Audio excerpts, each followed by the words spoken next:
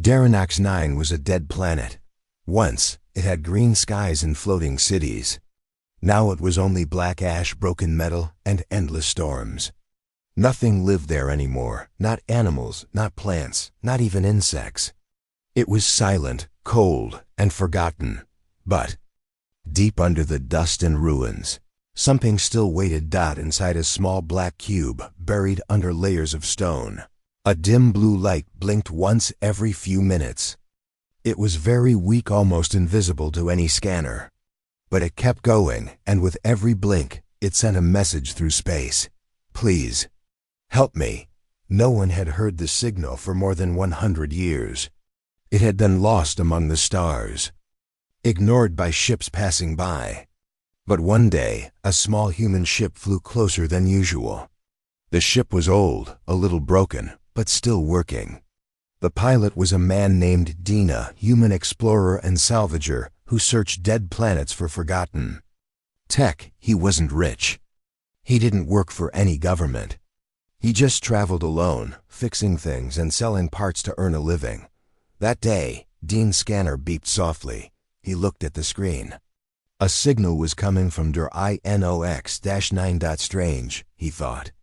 That planet was listed as abandoned, hazard level high. But the signal didn't seem dangerous. It sounded sad. He played the recording. A voice, soft and distant, whispered through the speaker. Please, help me, anyone. Please. Dean's eyes narrowed. It didn't sound like a trap or a fake call. It sounded real, and it didn't sound human. The landing was rough. The atmosphere of Daranox 9 was filled with black dust and electric storms. Dean's ship shook hard as it passed through the clouds. He gripped the controls and focused, his hands steady. After a long struggle, he managed to land on a flat piece of rock near the signal's location. Outside the window, the world looked dead. The sky was dark purple, and the ground was covered in cracked stone and broken machines from an old war. Dean put on his helmet and stepped out. The air was thin and cold. He could feel the storm building again. He had maybe 2 hours before it would be too dangerous to stay outside.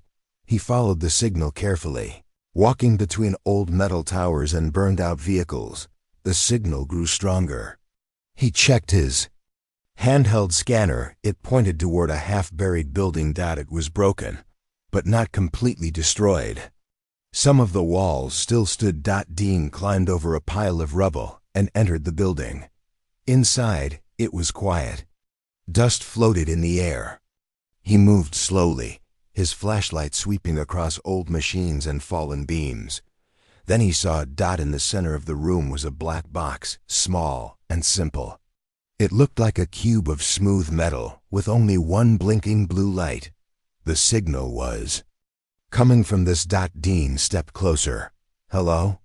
He said. The light blinked faster. Then a voice, weak but clear, came from a small speaker. Are you here to end me or to save me? Dean froze. Who are you? There was a pause. Then the voice said, I am Nira. I was left behind. I don't know why. My people are gone. I have been here a long time. Dean knelt beside the box. I'm not here to hurt you. I heard your message. The blue light glowed brighter. You are human. Your kind did not know my creators. Why would you answer? Dean shrugged. You were asking for help. That's enough. Dean lifted the box and took it back to his ship. It was heavier than it looked. The storm was coming faster now, and the wind pushed against him. Lightning cracked above, but he made it back and sealed the door behind him. Inside the ship, he connected the black box to a power unit. It hissed softly as energy flowed into it. The blue light turned solid, and suddenly, a small hologram appeared above the cube. It was a girl, maybe 13 or 14 in human years. She had silver hair and pale skin, and her eyes glowed faint blue. She looked at Dean, confused and scared. I can see you now, she said. Dean stared at her. You're alive? I was sleeping. You woke me.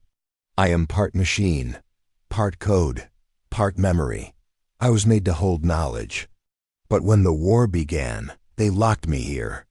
Dean sat down across from her. You were locked away during a war? Yes, she said softly. I did not want to choose sides. They thought I was dangerous.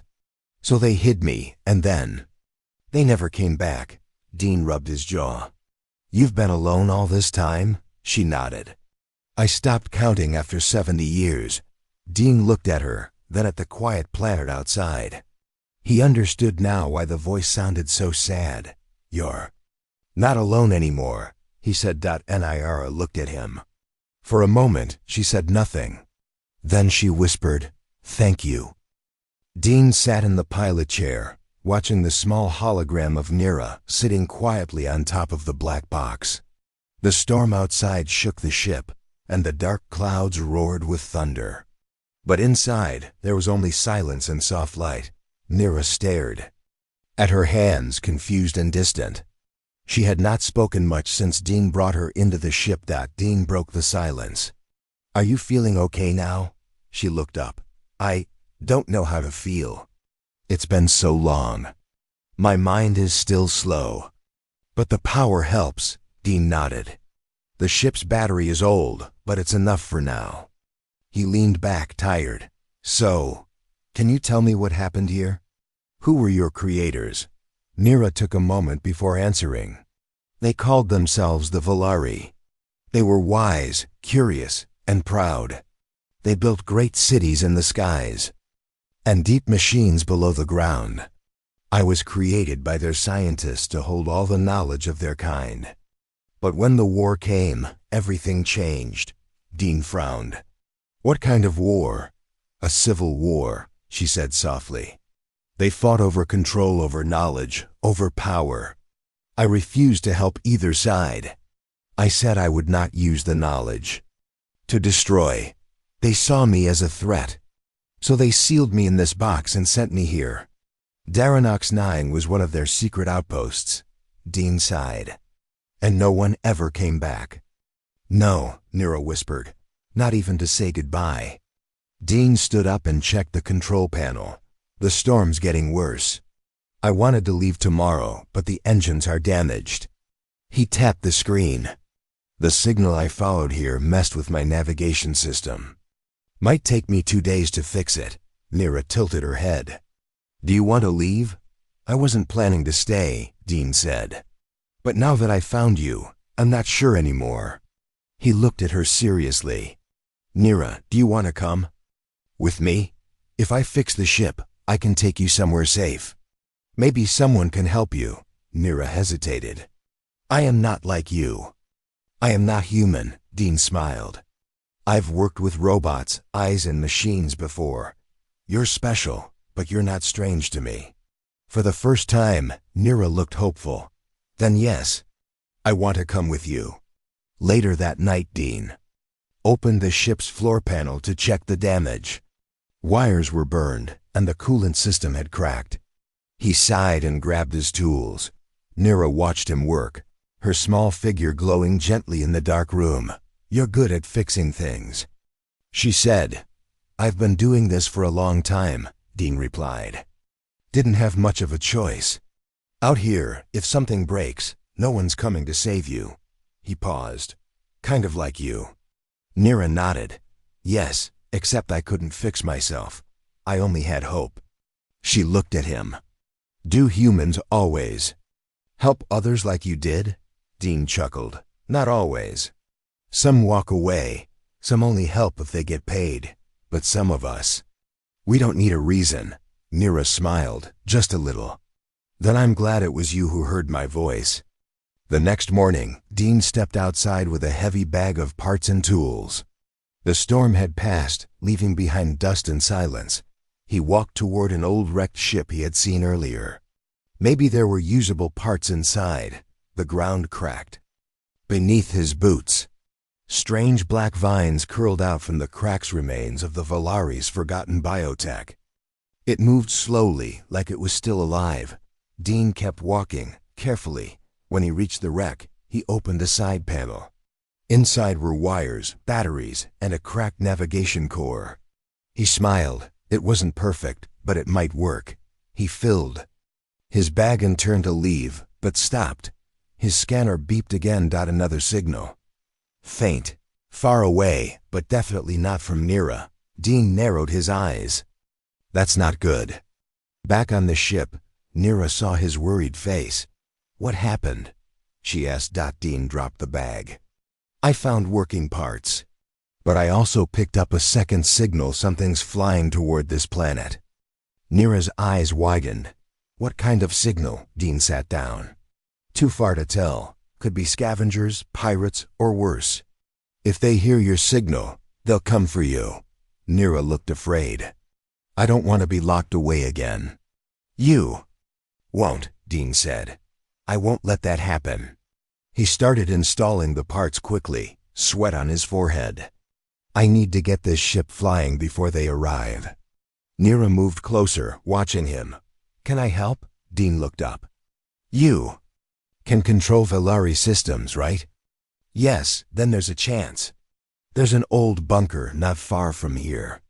If we go there, you might be able to power up their systems and boost my repairs. Nira nodded. I will try. Dean smiled. Good, let's finish what we started. Outside. The wind began to rise again. But inside the ship, for the first time in years, hope was alive. A human and a forgotten mind, working together, not for war, not for power, but to survive. And somewhere far above, in the cold black sky, something else moved closer. Something watching. Something waiting. The next day, the sky above Daranox 9 was calm but gray. Cold winds moved across the broken ground.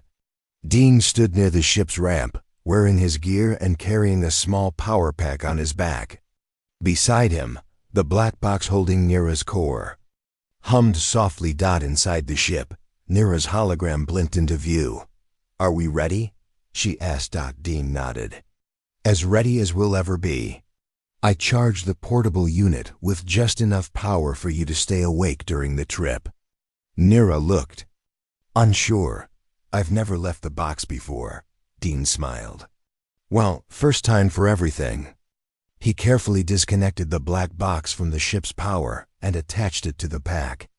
The blue light on the box flickered, then brightened. Nira's hologram appeared again, this time floating just above Dean's shoulder as he lifted the box and stepped outside. The ruins stretched out in every direction, but Dean moved quickly across the cracked rocks and dust. Nira scanned the area through her own senses. There's a path under the ground, she said. It leads to the bunker. How far? Dean asked. About 2 kilometers from here, she replied. There is a sealed door. I believe I can open it. Dean nodded. Let's move. The walk wasn't easy. Old machines buried in the ground sometimes buzzed with leftover energy. Strange shadows moved in the fog, and the silence felt heavy. Dean's boots crunched against the dust, and every step echoed like a whisper in the emptiness. Nira stayed quiet most of the way. She was focused, her mind linking with old systems and hidden networks underground. Finally, they reached the bunker. It was built into the side of a rocky hill, mostly covered by sand and debris. A tall steel door stood at the entrance with glowing lines of alien writing across its surface. Dean stepped back. Can you do it? Nira nodded. Her hologram glowed brighter and her eyes turned deep blue. The door's lights flickered, then changed color. After a few seconds, the door opened with a loud hiss. Inside was a dark hallway. Nira looked at Dean. We must be careful. The systems inside may not like intruders, Dean grinned. Then let's make friends fast. They moved slowly through the bunker. The walls were smooth and cold. Strange lights blinked on the ceiling. Machines sat silently along the sides, some broken, others still watching. Nira guided Dean toward a control room. As they entered, a red light flashed. A deep voice echoed from hidden speakers. Unauthorized access. Leave now. Dean raised his hands, That's not friendly. Nira stepped forward. Override. Code VRA 709 Kilo. Name Nira. The red light paused. Then it turned green. Override accepted. Welcome, Nira. Dean exhaled. That was close. Nira smiled faintly. The system still remembers me. In the control room, Dean placed the black box on a platform. Nira's hologram became brighter, clearer. She stood taller now, more confident. She moved to the central terminal and placed her hand on a glowing panel. The screens around the room lit up, showing maps, energy levels, and system logs from long ago. I can access the old power lines, she said. I can send energy back to your ship from here. Enough to help with the repairs. Dean looked around. This place is amazing. You really remember how all of this works? Yes, Nira said. It's all still inside me. Every design, every control, every secret. I was made to remember. She paused, then added, but I do not know everything. Some files were locked. Hidden from even me. Dean frowned. Why? I don't know, she said softly. Maybe they were afraid I would learn too much. Dean looked at her carefully. You don't seem dangerous. Nira turned to him. You're the only one who thinks that. As Nira worked, Dean explored the rest of the bunker. He found storage rooms full of strange tools, small drones, and one broken walker machine that looked like a robot with 4 legs. He pulled out some power cells and cables and returned to the control room. Found more parts, he said. Might help with the ship, Nira smiled. Good. I've sent power to the ship's core. Also, I've boosted your ship's distress beacon. Dean's eyes narrowed. You turned it on? Yes, Nira said. Isn't that what you wanted? Dean hesitated. Maybe, but there's a risk. If that other signal I found yesterday belonged to scavengers, they'll pick it up too. Nira looked down. I'm sorry, I thought it would help. Dean quickly shook his head. It's okay. We're trying to help. We'll just need to move fast now. Suddenly, one of the screens in the room flashed red. Incoming object detected. Atmospheric entry in 6 minutes. Dean's heart dropped. That's not good. He turned to Nira. Can you see what it is? Nira placed her hands on the terminal again. Her eyes glowed. It's a small ship, unmarked, no identification. Code. They are scanning the planet. Dean grabbed the black box. We need to get back to the ship, now. Nira nodded, her voice steady. Let's go. They ran back through the tunnel, past the glowing walls and humming machines. Dean moved fast, the black box heavy on his back. Nira stayed close, her hologram now floating beside him instead of above the box. Outside, the wind had picked up. Again. In the distance, a thin black dot moved across the sky, a ship coming down through the clouds. Dean didn't look back. We have to make it, he said through clenched teeth. Nira looked at the ship, then at him. Dean, what? He asked. I think I can control the defense systems of the bunker. If they land, I can slow them down. Dean stopped for a second. You sure? She nodded. Yes. I won't let them take me again. Dean stared at her, this small glowing girl who had once been locked away and forgotten. She was no longer just a voice in a box. She was awake now, and she was ready to fight. The sky over Daranox 9 turned darker as the unknown ship entered the atmosphere. Its engines made a loud, sharp sound as it moved through the thick clouds, heading straight toward Dean's location. The air smelled like burning metal. The storm was returning. Dean reached the ship just in time. His boots were covered in dust, and sweat dripped from his forehead. He opened the side door quickly and placed the black box with Nira's core inside. Charging line connected, he said. Panting. You've got power again. Nira's hologram lit up brighter than before.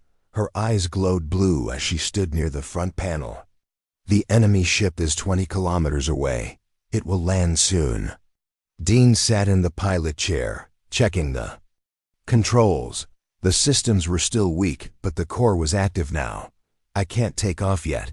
The engine is half fixed. I understand, Nira said. I have another idea. I can send a signal through the bunker's defense system. The Valari built weapons under the surface old, but powerful. I can try to activate them. Dean raised his eyebrows. You sure that's safe? No, she replied. But it may. Stop them from reaching us quickly. Dean gave a short nod. Do it. Back at the bunker, deep underground, Nira's command reached the sleeping systems. Old wires sparked. Giant metal doors slowly opened beneath the surface. Inside them were 4 long defense turrets gold for a century, now waking up again. The defense systems scanned the sky. Red lights locked onto the incoming ship. A sharp voice echoed from an old speaker. Target detected. Defense mode active. The turrets powered up. The enemy ship, black and sharp like a blade, flew lower. It dodged clouds and lightning with ease. It had no symbols, no name, no light. Just darkness. Inside, 3 figures stood near a control panel. They wore dark armor with glowing red visors. One of them spoke in a deep voice. The signal has moved. It's not in the bunker anymore. It's near the surface. Another nodded. It has power again. We must take it before others arrive. As they neared the landing zone, warning lights flashed across their screen. Missile lock. Before the pilot could react, one of Nira's defense turrets fired a plasma shot from the ground. It hit the side of the ship, shaking it hard. The ship spun to the left and lost altitude. Dean watched from the ship's window. The blast lit up the sky. Nice shot, he said. Nira looked focused. The other weapons are slow to respond. Their systems are old. That was just a warning. Dean checked the ship's power. We have maybe 30 minutes before they land. If they survive. Nira stared at the screen. They will. Their armor is advanced. They are not normal pirates. Then who are they? Dean asked. Nira single quotes S. Voice lowered. I think they are collectors. A secret group that hunts old technology and ancient knowledge. They take what they want. They don't care who it belongs to. Dean stood up and grabbed his blaster. So they're coming for you. Yes, Nira replied. And they won't stop unless we stop them. Dean and Nira started preparing the area around the ship. Dean placed motion traps and linked them to his wrist device. He also dragged some broken metal and placed it around the ship to create cover. Nira worked through the defense systems, trying to control more turrets. I can take one turret offline and move its power to your ship's shield. Just for a short time. Do it, Dean said. Within minutes, one of the turrets powered down and a faint energy shield appeared around Dean's ship. It was thin, but better than nothing. Dean stood at the front of the ship watching the horizon. Any sign of them? Nira checked. Yes, the enemy ship crash-landed 15 kilometers away. They're moving on foot now, fast. Dean narrowed his eyes. How many? 3, she answered. Armed and trained. Dean took a deep breath. Then we make our stand here. The ground shook slightly as the enemy drew closer. Nira projected a map into the air, 3 red dots moving straight toward them. Dean crouched behind a rock wall, holding his blaster tight. His heart beat hard in his chest, but his hands were steady. The first attacker came into view. Tall, armored in black, moving like a shadow. Dean fired first. The shot hit the armor, but the enemy rolled aside and returned fire. A red beam hit the ground beside Dean, sending up dust. Nira activated one of the nearby traps. A flash of light exploded under the attacker's feet, sending him flying back. One down, she said, but the other 2 were closer now. Dean moved fast, firing. Again. One of the attackers threw a small device that turned into a crawling drone. It raced toward the ship. Nira shouted, It's targeting the core. Dean ran and kicked the drone aside, then shot it twice. It sparked and stopped moving, but while he was distracted, the second attacker jumped from above, landing hard behind him.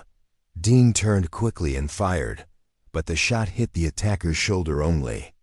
The enemy raised a blade, then suddenly, a turret reactivated and shot a blast of energy, knocking the attacker off balance. Dean didn't waste time. He fired again, this time hitting the weak part of the armor. The second attacker fell, only one remained. This one was smarter. He used cover, moved in silence, and stayed out of turret range. Dean and Nira worked together, tracking him with sensors. Finally, he made his move, rushing toward the ship, but Nira had reprogrammed a drone from the bunker. It flew in fast, blocking his path. The attacker tried to shoot it, but Dean appeared from behind and stunned him with a charged shot. The last enemy dropped. Silence returned. Dean walked slowly back to the ship. Breathing hard, Nira appeared beside him. "You're hurt." Dean looked down and saw a burn on his arm. "Just a scratch," he smiled. "We did it," Nira nodded. "Yes, together." The enemies were down, but the sky still held danger. The collectors knew now. More might come, but for now, they had one. And Dean knew something for sure. Nira wasn't just a voice in a black box anymore. She was part of the fight. The battlefield was quiet now. Ash floated in the air. The broken armor of the attackers lay still in the dust. Dean sat on a rock, cleaning his blaster with slow hands. His left arm was bandaged. His face looked tired, but his eyes were alert. Inside the ship, Nira stood near the control panel. Her hologram was calm, but her voice had a new tone, something deeper, stronger. "I have scanned the enemy suits," she said. "They were indeed collectors." Dean nodded. "I figured. They fought like professionals." Nira looked down. "They came for me. I'm sorry." Dean shook his head. "Don't be. You didn't choose this, and we stopped them together." He stood up and walked inside the ship. "Now we need to finish the repairs. That was just a scouting team. More might come." Dean worked quickly. He replaced the damaged wires with parts from the bunker. The power cells were now stable, and the engine core was humming softly. The ship still couldn't fly long distances, but it could lift off and jump short range. Nira helped by connecting her mind to the ship's system. She opened hidden control features Dean didn't know existed. Together, they improved the ship's shield, navigation, and speed. As they worked, they talked more. Nira asked, "Why do you live like this? Alone, traveling from planet to planet?" Dean paused. "It's simple. I go where I want. I fix things. I stay away from people who only care about money or power." He looked at her. "And sometimes, I find something worth saving." Nira tilted her head. "Like me?" Dean smiled. "Exactly like you." That night, a soft light filled the ship's cabin. Dean made some hot food from a pack. It didn't taste great, but it was warm. He sat across from Nira's glowing figure and said, "You know, for someone locked in a box for 100 years, you're doing pretty well." Nira smiled.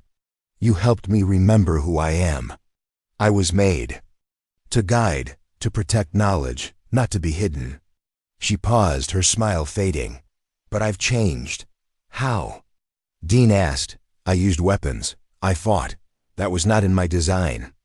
Dean looked serious. "You didn't fight to harm. You fought to survive and to protect others." "That's not wrong." Nira looked at him quietly. Then she said, "You helped me feel something new. I've seen many species.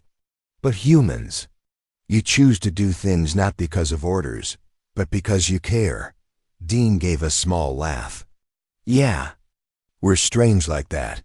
Suddenly, the screen beeped. A message flashed. Signal received. United Human Systems Patrol responding. Dean sat up straight. "That's my emergency beacon." "Someone heard it."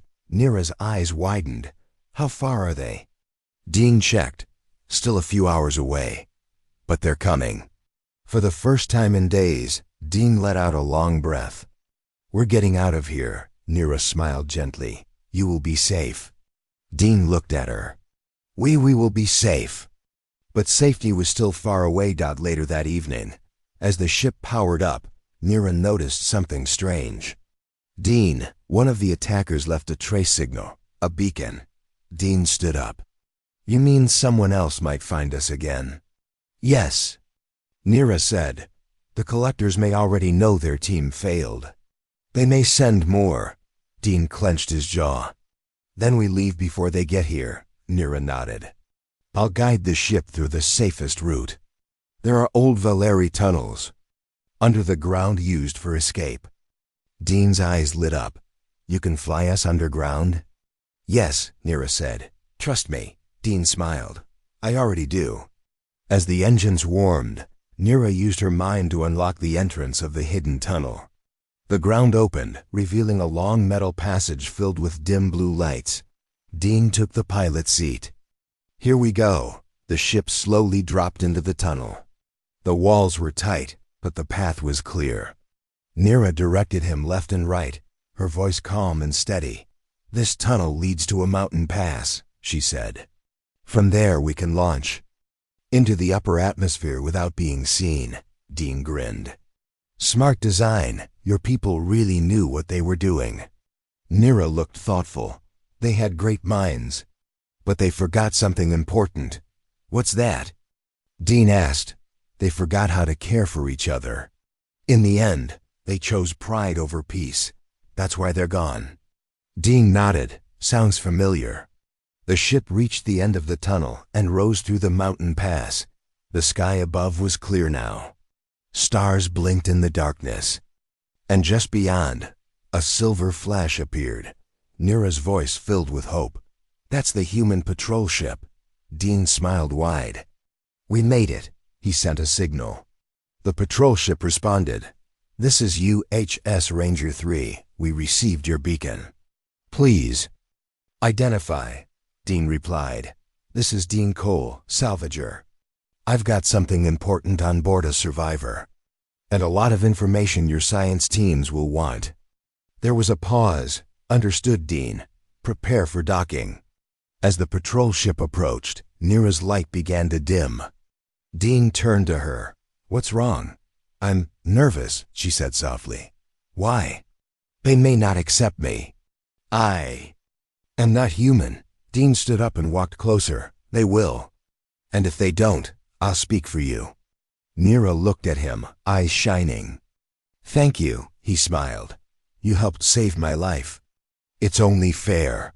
The patrol ship docked. The doors opened, and 2 officers stepped out. They looked surprised when they saw the small glowing figure beside Dean. One of them asked, Is that alive? Dean nodded. Her name is Nira. She's the last memory of a lost civilization, and she's with me. The officers looked at each other. Then one said, Welcome aboard. As they walked into the human ship, Nira stayed close to Dean. The stars outside moved slowly. The danger was not over yet. But Nira was no longer a voice in the dark. She had found her place beside a human who believed in her. And together, they were not afraid anymore. The patrol ship, Ranger 3, rose above Veranox 9, its engines glowing blue. Inside the ship, Dean stood near a large viewing window, watching the dead planet grow smaller below them. Nira floated beside him, her hologram glowing softly. You're leaving it behind, Dean said. Nira nodded. Yes, and I feel strange. Dean looked at her. Like what? Like I lost something, she replied. But I also found something new. Dean smiled. That's what we call moving on. Behind them, the officers worked at control panels. Captain Mira Lang, a sharp-eyed woman with a calm voice, stepped forward. We've scanned the data you brought, she said. It's incredible. She paused, looking at Nira. She holds information from an entire extinct civilization. Dean crossed his arms. She's not just data. She's a person. A survivor. Captain Lang nodded. Yes. I understand now. But the collectors won't stop. We've picked up multiple small ships heading this way. They want her. Dean's face grew serious. Then we fight. Lang looked at Nira. Are you ready for that? Nira stood straighter. I am. Hours later, the Ranger 3 moved into orbit around a nearby moon. It was rocky and cold, but it gave them cover. There, the crew prepared for the next attack. Dean and Nira worked with the engineers to improve the ship's defenses. With Nira's help, the human systems were upgraded quickly. She added shielding codes from the Volari archives, giving the ship stronger energy walls. Your people built amazing things.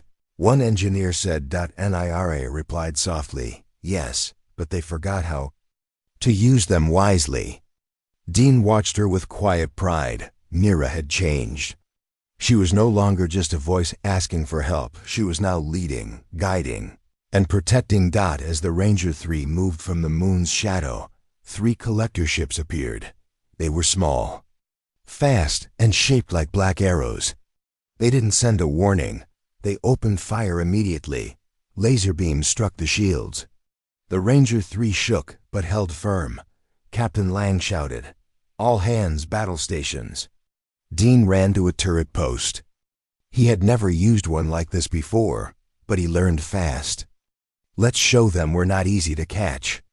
Nira linked her mind to the targeting system. I'll guide your aim. With her help, Dean fired at one of the collector ships. The shot hit its engine. It spun out of control and exploded. In a flash of red light, "That's one down." Dean shouted. But the other 2 ships moved faster now. Inside the Ranger 3, Nira's eyes glowed as she searched for a way to win. They're trying to flank us. Captain Lang answered, "We can't outrun them. Engines are too weak for long jumps." Nira made a decision. "Then I will stop them." Dean turned to her. "How?" "I can overload the Volari signal codes inside the ship. If I send them through the enemy systems, it will confuse their controls. But I must get close." Dean frowned. "That's risky. You'll be exposed." "I know," she said. Dean looked straight at her. "If you do this, I'm coming with you." Captain Lang spoke quickly. "Dean, this is dangerous." But Dean shook his head. "She's not going alone." Using a small escape pod, Dean and Nira left the Ranger 3. The pod was fast and quiet. Nira guided it through space like a shadow, slipping close to the second enemy ship. Inside the pod, Nira focused. "I'm sending the signal now. Their systems should start to shut down." Suddenly, the collector ship fired at them. The pod shook hard. Warning lights blinked red. "We're hit." Dean shouted. Nira remained calm. "Keep steady. I need 10 more seconds." Dean gripped the controls as the ship spun. Then dash silenced. The collector ship lost power and floated without motion. Nira smiled. "It worked." Dean laughed. "You're amazing." But their joy didn't last long. The third and final enemy ship turned toward them. It was bigger, darker, and smarter. Back on Ranger 3, the crew saw the danger. Captain Lang shouted, "Get them out of there." The escape pod had no shield left. The enemy ship locked on. Dean looked at Nira. "Can you do the same trick again?" Nira frowned. "This one has stronger firewalls." "It may be immune." Dean clenched his fists. "Then what's the plan?" Nira looked sad but determined. "I must upload myself into their system directly." Dean stared at her. "You mean leave your body?" "Yes," she said. "I will go into their ship. If I fail, I will be lost." "No," Dean said. "There has to be another way." "There isn't," she whispered. "But if I succeed, you can bring me back." Dean looked at her glowing face, his heart heavy. "I'll wait," he said. "I'll bring you back. I promise." Nira reached out and touched Dean's hand, her light passing through him. "Thank you," she said, "for giving me a voice again." Then her form blinked and vanished. The pod went dark. Dean stared at the black box that once held her. Nothing. He looked out the window and saw the collector ship stop moving. Then, slowly, it began to shake. Lights inside flashed wildly. Then, in a burst of blue energy, it exploded. Back on the Ranger 3, cheers broke out. But Dean didn't smile. He stared at the empty space, holding the silent box. Hours later, back on the ship, Dean sat alone. The black box was still dark. Captain Lang entered quietly. "You did it," she did it. "We're safe now." Dean didn't answer. Then just as he closed his eyes, he heard a soft sound. Beep. A small blue light blinked on the box. Then a whisper. "Dean?" He jumped up. "Nira?" Her hologram flickered on, dim, but alive. "You brought me back," she said. Dean smiled, tears in his eyes. "You came back on your own," Nira nodded, "because you believed in me. The danger was over for now, but the galaxy would soon learn of the voice once left in the dark, the voice of a girl who chose peace over power. And a human who stood by her side." The Ranger 3 floated in orbit around a peaceful moon, its silver body shining under the distant sun. Inside, life returned to calm. Engineers cleaned the broken parts. Officers spoke quietly at their posts. And in one quiet room, Dean sat beside a small glowing box. Nira's soft blue light filled the space. She stood before him again, hologram clear, steady, alive. "I feel different now," she said. Dean smiled. "Different how?" Nira looked at her hands. "I left everything behind on that collector ship. All their codes, all the fear. I don't feel trapped anymore." Dean leaned back in his chair. "You're free." Nira looked at him. "Yes, but freedom feels heavy." Dean nodded slowly. "That's because now you have a choice. You get to decide what kind of future you want."